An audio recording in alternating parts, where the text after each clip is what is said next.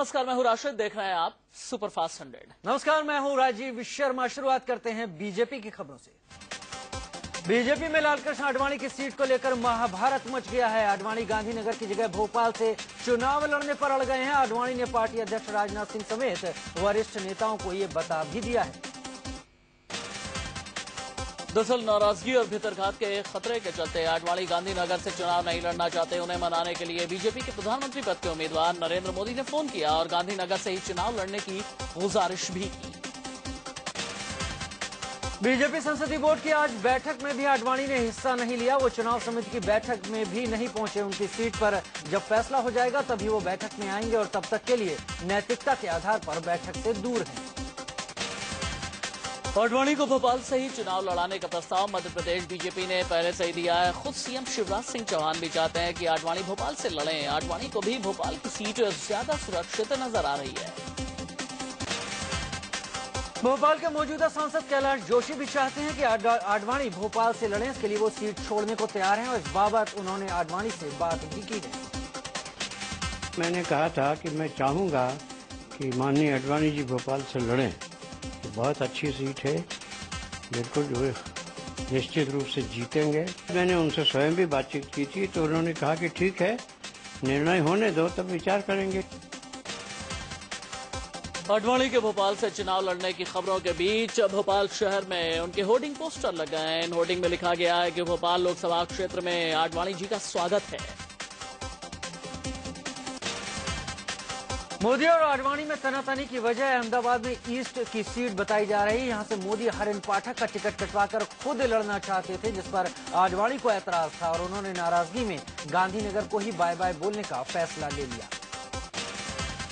खबर यह भी है कि अगर आडवाणी गांधीनगर से चुनाव नहीं लड़ते तो उन्होंने नाराजगी में गांधीनगर को ही बाय बाय बोलने का फैसला ले लिया।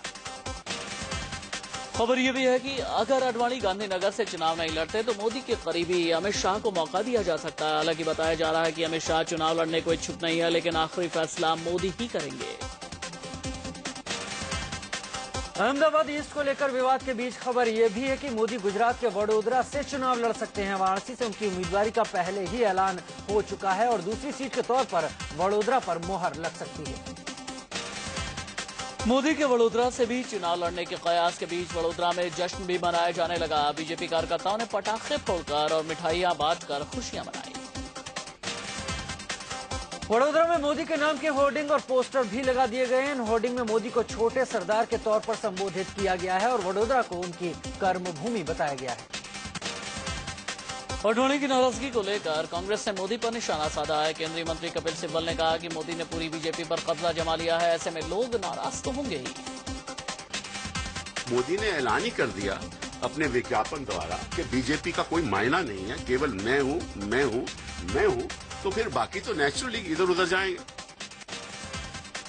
आज बीजेपी की नई लिस्ट आने वाली है। बीजेपी केंद्रीय चुनाव समिति की बैठक में इस बाबत चर्चा करने के लिए वरिष्ठ नेता जुटे हैं। बीजेपी को अभी करीब 100 उम्मीदवारों के नाम का ऐलान करना है।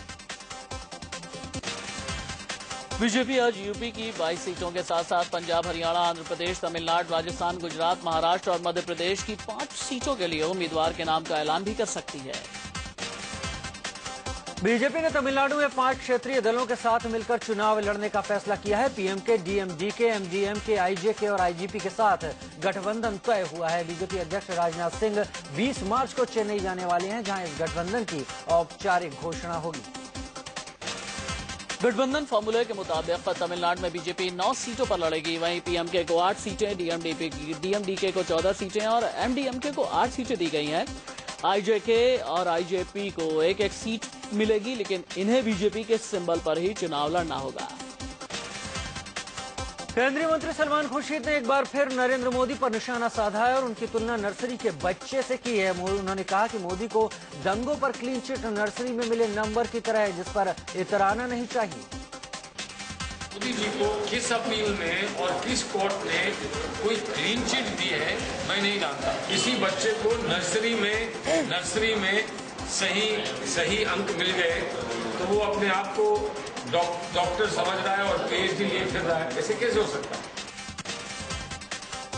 कांग्रेस से इस्तीफा दे चुके जगदम्बिका पाल ने आज बीजेपी का दामन थाम लिया। बीजेपी अध्यक्ष राजनाथ सिंह की मौजूदगी में उन्होंने बीजेपी ज्वाइन की। साथ ही समाजवादी पार्टी से नाता तोड़कर कॉमेडियन राजू श्रीवास्तव भी बीजेपी में शामिल हो गए। इधर जगदम्बिका पाल ने बीजेपी की सदस्यता ली और उधर लखनऊ में उनके खिलाफ प्रदर्शन शुरू हो गया। बीजेपी कार्यकर्ताओं ने पार्टी के इस फैसले के खिलाफ बीजेपी दफ्तर के सामने धरना दिया और पाल के खिलाफ जमकर नारेबाजी की। यूपी की फैजाबाद लोकसभा सीट से लल्लू सिंह को बीजेपी उम्मीदवार बनाए जाने का विरोध शुरू हो गया है। अयोध्या में महंत अंजनी शरण की अगुवाई में विरोध प्रदर्शन किया गया और पार्टी अध्यक्ष राजनाथ सिंह के पुतले भी फूके गए। बीजेपी विधायक संगीत सोम के समर्थक उन्हें मुजफ्फरनगर से टिकट नहीं दिए जाने से नाराज हैं। नाराज समर्थकों ने बीजेपी में बगावत का बिगुल फूंक दिया है। लोग पंचायत करके आगे की रणनीति तैयार कर रहे हैं। सपा मुखिया मुलायम सिंह यादव पर तल्ख हमला बोलने वाले अमर सिंह के सुर चुनावी मौसम में बदले हुए हैं। आरएलडी के टिकट पर फतेहपुर सीकरी से चुनाव लड़ रहे अमर सिंह ने आजमगढ़ की जनता से मुलायम सिंह यादव को जिताने की अपील की। वो आजमगढ़ से खड़े हैं, जो मेरा गृह जनपद है।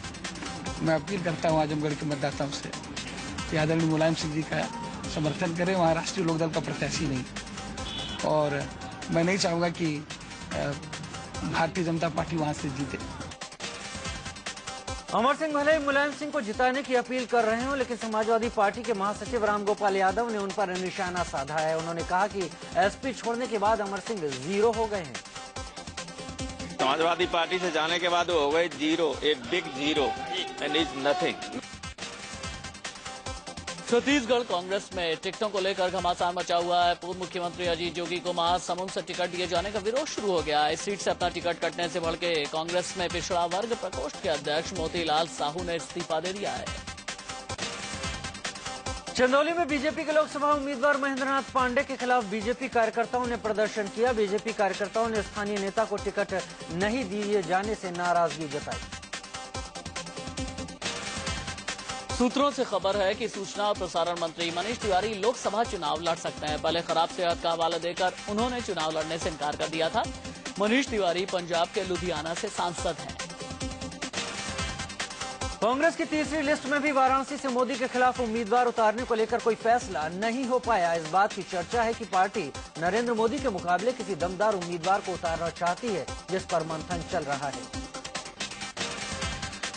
कांग्रेस ने सुरेश कलमाड़ी का टिकट काट दिया है। कलमाड़ी की जगह पुणे से पार्टी ने विश्वजीत कदम को मैदान में उतारा है। सुरेश कलमाड़ी पर कॉमनवेल्थ घोटाले का आरोप है।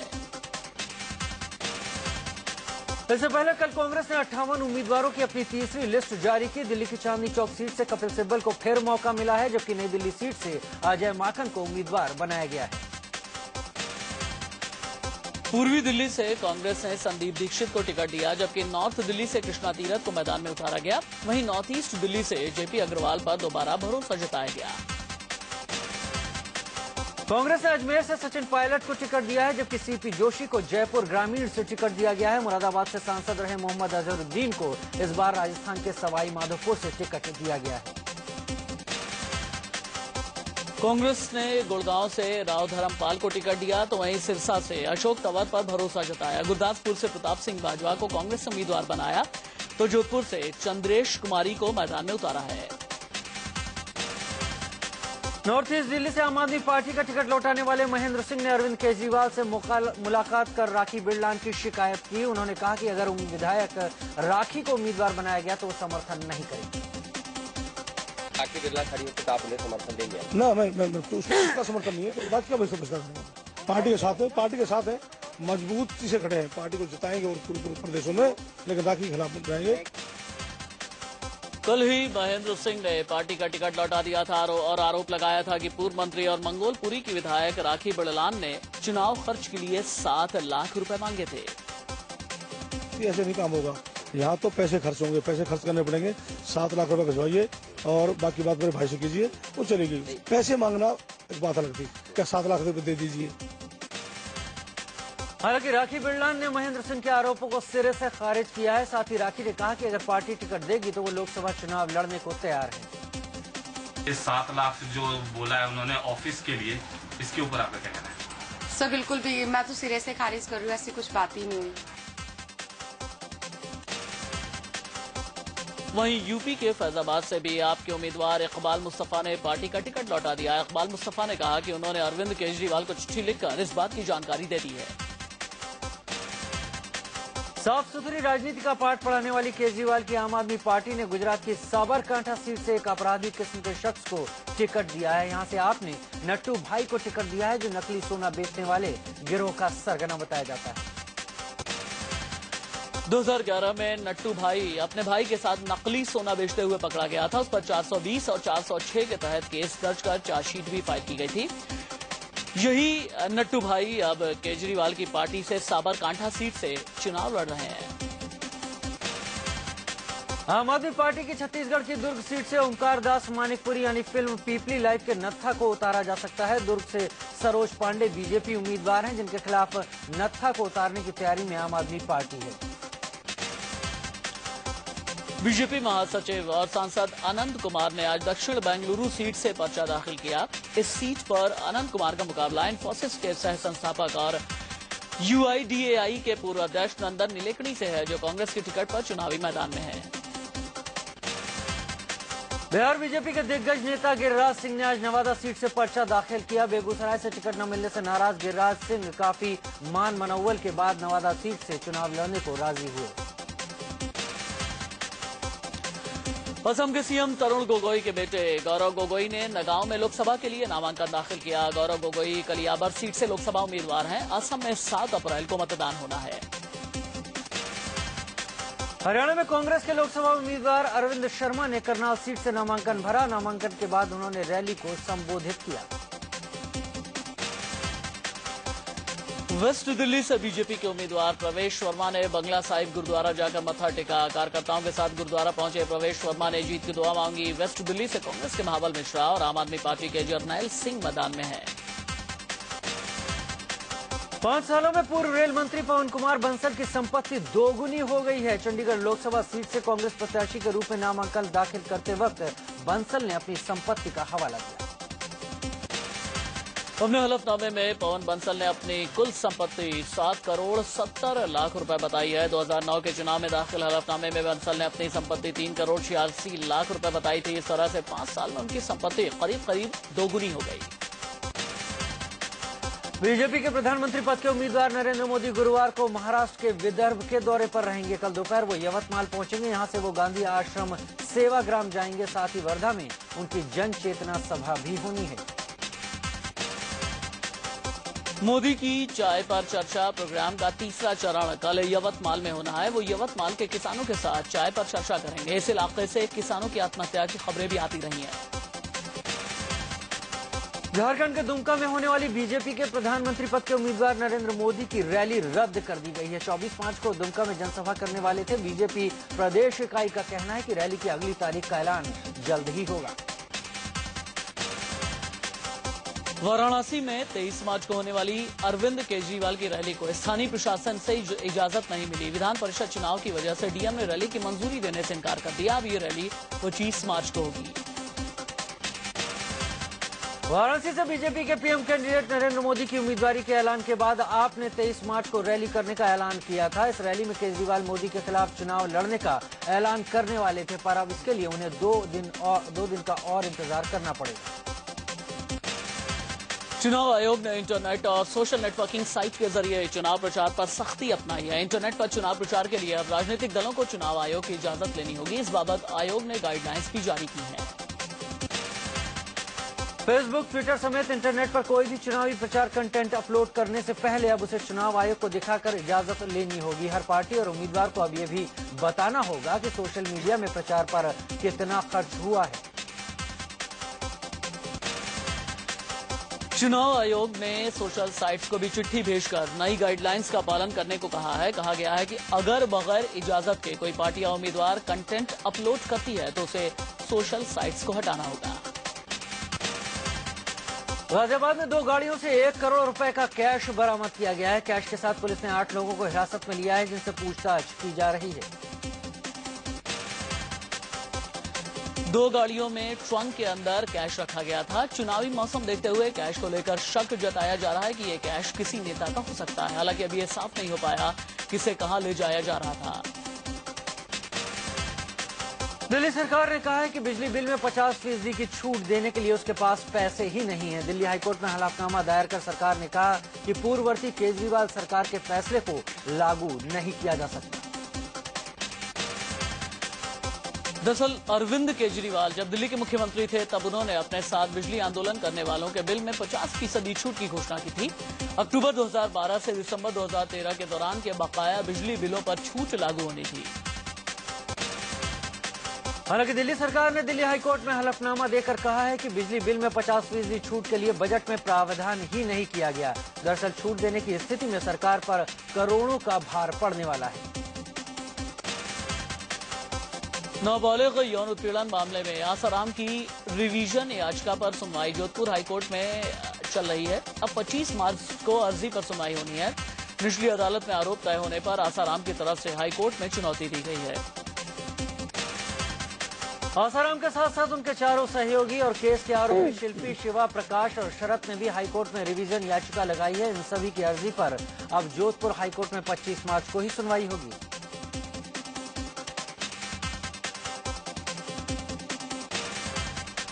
आज भी शेयर बाजार में खुलते ही तेजी देखने को मिली। सेंसेक्स 40 अंकों की बढ़त के साथ 21,872 और निफ्टी 13.5 अंकों की तेजी के साथ 6,530 पर खुला। डॉलर के मुकाबले रुपए में 11 पैसे मजबूती देखी गई। आगरा के अहमदुल्ला इलाके में एक कार रेल इंजन की चपेट में आ गई। हादसे में इंजन की चपेट में आई कार में पति पत्नी और 2 बच्चे फंस गए। सभी को काफी मशक्कत के बाद बाहर निकाला गया। यह हादसा तब हुआ जब यमुना ब्रिज रेलवे स्टेशन के पास एक मानव रहित रेलवे क्रॉसिंग से कार गुजर रही थी। उसी वक्त पटरी से रेल इंजन भी गुजर रहा था। कार इंजन की चपेट में आ गई और जोरदार टक्कर के बाद इंजन में ही फंस गई। घंटों कार में फंसे लोगों को निकालने की जद्दोजहद होती रही। इस दौरान कार में फंसे लोग चीखते चिल्लाते रहे। आखिरकार किसी तरह लोगों को निकाला जा सका। सभी घायलों को अस्पताल में भर्ती कराया गया, जहां इलाज के दौरान एक बच्चे ने दम तोड़ दिया। कानपुर के बर्रा इलाके में भीषण आग से कोहराम मच गया। यहाँ पंक्चर बनाने वाली दुकान से उठी चिंगारी ने देखते ही देखते सभी घायलों को अस्पताल में भर्ती कराया गया, जहां इलाज के दौरान एक बच्चे ने दम तोड़ दिया। कानपुर के बर्रा इलाके में भीषण आग से कोहराम मच गया। यहाँ पंक्चर बनाने वाली दुकान से उठी चिंगारी ने देखते ही देखते विकराल रूप ले लिया। दुकान के पास खड़े 5 ट्रक और एक जेसीबी मशीन को अपनी चपेट में ले लिया। भीषण आग की चपेट में आने से 5 ट्रक और एक जेसीबी मशीन जलकर खाक हो गए। फायर ब्रिगेड की टीम ने काफी मशक्कत के बाद आग पर काबू पाया। वो तो गनीमत रही कि हादसे में कोई हताहत नहीं हुआ। मुंबई में एक्टर रंजीत के नौकर का शव मिलने से सनसनी फैल गई। शव रंजीत के बंगले के पास स्विमिंग पूल से बरामद हुआ। नौकर का नाम नागराज बताया जा रहा है। पुलिस ने रंजीत के नौकर की खुदकुशी की आशंका जताई है। शव को कब्जे में लेकर पोस्टमार्टम के लिए भेज दिया गया। मौत की वजह साफ नहीं हो पाई। दिल्ली के साकेत इलाके में विदेशी लड़कियों से छेड़छाड़ और मारपीट का मामला सामने आया है। आरोपियों के खिलाफ साकेत थाने में मामला दर्ज कर लिया गया है। बताया जा रहा है कि नशे में धुत कुछ युवकों ने विदेशी लड़कियों को ऑटो से बाहर खींच लिया और उनसे छेड़छाड़ की। हरियाणा के यमुनानगर में नाबालिग लड़की से रेप का मामला सामने आया है। नाबालिग के घर में रहने वाले किराएदार पर रेप का आरोप लगा है। वारदात को अंजाम देने के बाद आरोपी फरार हो गया। पुलिस जांच में जुटी है। हिमाचल के कांगड़ा में 8 साल की मासूम भतीजी के साथ रेप की कोशिश करने के आरोप में चाचा को गिरफ्तार किया गया। आरोपी चाचा बच्ची को रेप के लिए जंगल ले जा रहा था, जहां से राहगीर ने पकड़कर उसे पुलिस के हवाले कर दिया। यूपी के मेरठ में ट्रिपल मर्डर से सनसनी फैल गई। मामला कंकरखेड़ा इलाके का है, जहां पर एक मकान में घुसकर अज्ञात बदमाशों ने एक बच्चे और 2 महिलाओं की गला रेत कर हत्या कर दी। पुलिस लाश को पोस्टमार्टम के लिए भेजकर मामले की जांच कर रही है। इंदौर में सिरपुर तालाब के पास घूमने आए लोगों पर बदमाशों का कहर बरपा। बदमाशों के हमले में एक युवक की मौत हो गई, जबकि 4 लोग गंभीर रूप से जख्मी हो गए।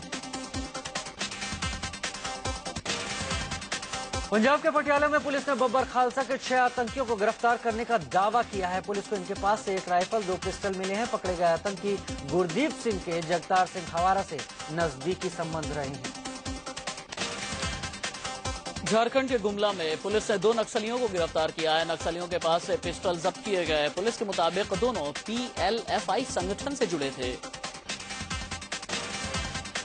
मुंबई से सटे ठाणे में इमारत से गिरने से एक लड़की की मौत हो गई। बताया जा रहा है कि लड़की बालकनी फांद कर अपने बॉयफ्रेंड से मिलने जा रही थी। इसी दौरान उसका पैर फिसल गया। पुलिस मामले की तफ्तीश में जुट गई। असम के मोरी गांव में मछली पकड़ने को लेकर दो पक्षों में झड़प हो गई। झड़प के दौरान जारी हिंसा को रोकने के लिए पुलिस ने फायरिंग कर दी। इसमें एक शख्स की मौत हो गई जबकि 4 लोग घायल हो गए।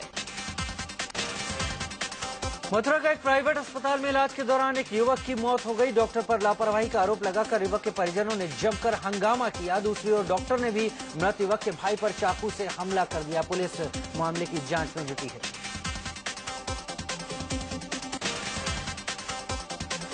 बिहार के नवादा में हत्या के आरोपी को गिरफ्तार करने गई पुलिस और गांव वालों की झड़प हो गई। इसके बाद पुलिस ने गांव वालों पर फायरिंग कर दी। फायरिंग में गांव के 3 लोग जख्मी हो गए हैं। घायलों को नजदीक के अस्पताल में भर्ती कराया गया।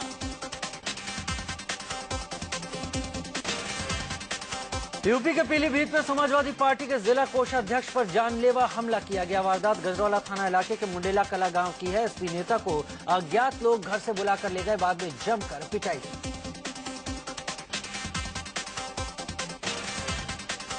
गुजरात के जामनगर में पुलिस ने जुआ खेलने के आरोप में 8 महिलाओं को गिरफ्तार किया है। महिलाओं के पास से 17,210 रुपए बरामद हुए। पुलिस ने मामला दर्ज कर लिया है। राजस्थान में सरिस्का के अकबरपुर में शिकारियों ने 2 सांभरों को अपना शिकार बनाया और सिर को छोड़कर फरार हो गए। मामले का खुलासा तब हुआ जब एक गार्ड ने सांभर के कटे हुए सिर को देखा।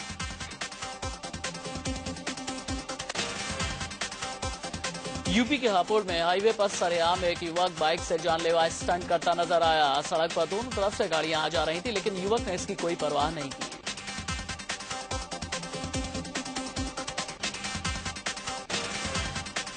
सड़क पर युवक के खतरनाक स्टंट का खेल काफी देर तक चलता रहा। खुद की जान को जोखिम में डालकर ये स्टंट करता युवक बाकी गाड़ियों और राहगीरों के लिए भी खतरा बना था। हैरानी इस बात की रही कि युवक के जानलेवा स्टंट को रोकने के लिए न तो कोई पुलिस आई और न ही किसी शख्स ने उसे ऐसा करने से रोका। बाद में मस्ती करता युवक खुद किनारे चला गया। निसान कंपनी ने अपनी नई कार टेटसन गो लॉन्च की है। इस कार की शुरुआती कीमत 3,12,000 से लेकर 3,69,000 के बीच रखी गई है। कार की बुकिंग पहले से ही शुरू हो चुकी है। श्रीलंका के हाथों अपना पहला प्रैक्टिस मैच हार चुकी टीम इंडिया का दूसरा प्रैक्टिस मैच इंग्लैंड के साथ है। अब तक खेले गए 7 T20 मैचों में 4 बार इंग्लैंड को जीत मिली जबकि 3 बार टीम इंडिया को।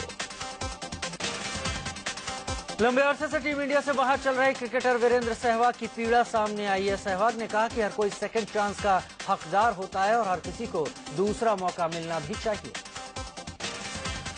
12 दिनों से लापता मलेशियाई विमान को एक भारतीय ने खोज निकाला है। हैदराबाद के एक IT प्रोफेशनल ने प्लेन की लोकेशन ढूंढ निकालने का दावा किया है। उसने एक तस्वीर वेबसाइट पर अपलोड की है जिसमें विमान दिख रहा है।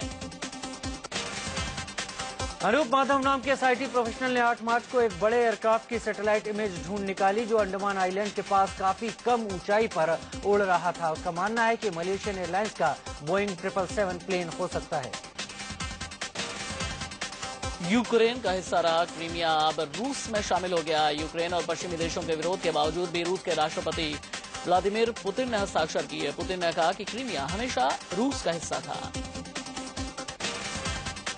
रूस को G8 संगठन ने सस्पेंड कर दिया है। यूक्रेन के क्रीमिया इलाके को मिलाने की कार्रवाई के विरोध में फैसला हुआ है। गौरतलब है कि G8 विकसित देशों का संगठन है।